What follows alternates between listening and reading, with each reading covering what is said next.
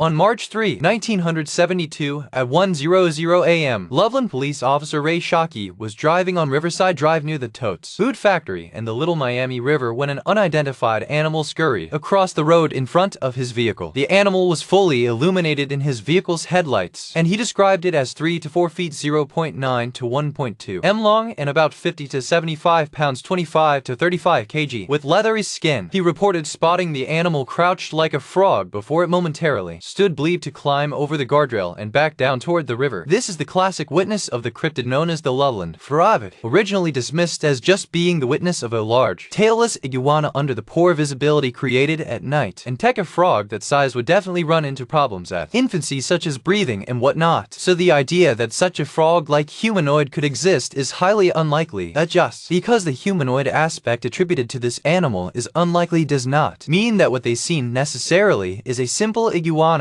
or mere delusion. Think about it. In 1938, a fish thought extinct for 65 million years was pulled alive from the Indian Ocean. The coelacanth had been hiding in deep water the entire time, completely undiscovered by modern science. If that can happen, why couldn't a descendant of Beelzebufo, a real genus of giant prehistoric frog, still be alive in the Great Lakes watershed? So I put together what I think is a genuinely plausible biological framework for what the Loveland Frog actually is, and I want to walk through it piece by piece. I'm not claiming this is real and only a theory of mine that could be wrong. As belief hypothesis, the animal behind the Loveland sightings is a relict population of a Beelzebufo descendant, a giant frog lineage that survived extinction in the southern Appalachian refugium and gradually expanded northward through the Ohio River watershed following glacial retreat, with the Little Miami River corridor representing the northern edge of its current range. The animal itself would be considerably larger than any living frog, but not implausibly. The body length of roughly 60-80 cm and weight of around 6-10 kg, making it significantly larger than the Goliath frog, which currently holds the record at around 3.3 kg.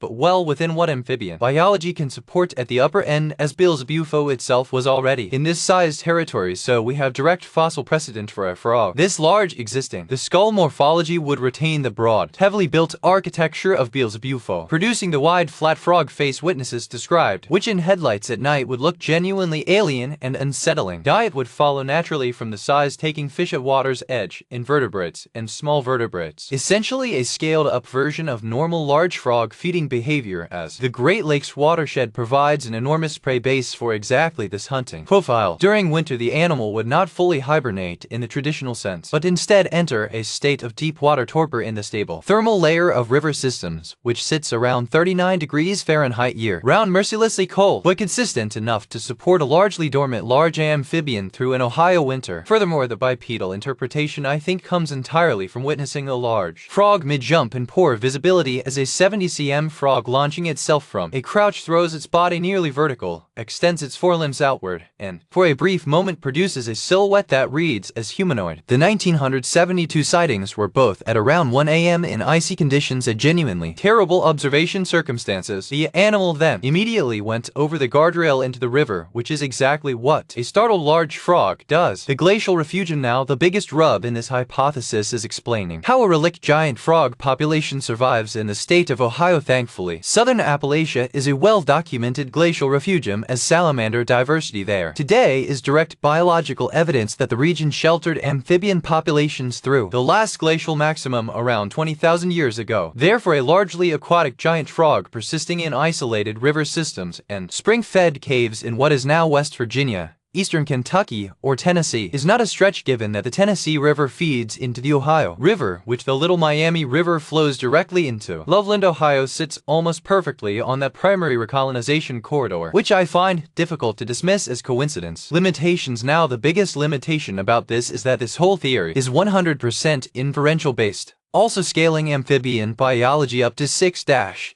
kg introduces real physiological challenges around skin respiration and thermoregulation in Great Lakes winters, though deep water hibernation partially addresses the latter. Furthermore, the jump from Beelzebufo's last known fossil record to a living descendant today is a huge temporal gap even by living fossil standards. What I'm saying here is not that this is real, but that the biological framework is coherent enough to be worth taking seriously as a hypothesis.